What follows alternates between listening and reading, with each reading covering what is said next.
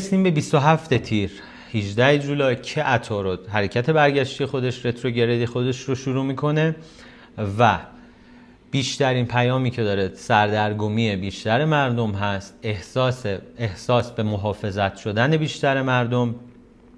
و همینطور میدونید که خیلی من در مورد عطارد برگشتی گفتم، وقتی عطارد برگشتی میشه باید آماده این باشیم که اینترنت قطع بشه، اختلال در شبکه اینترنت باشه،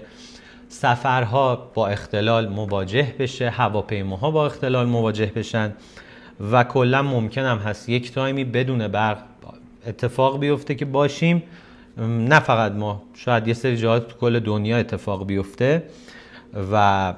کلا سفر و قرارداد کاری و همه این چیزایی که قدیم بهتون گفتم دوباره داره اتفاق میفته که خوب نیست، نباید انجام بدیم و حواستون هم باشه اگر کاری دارید انجام بدید، از گوشی، لپتاپ، هر چیزی که دارید بکاپ بگیرید. شاید اینترنت ها قطع بشه و این خوب نیست اگر به فکر چاره نباشید از قبلش.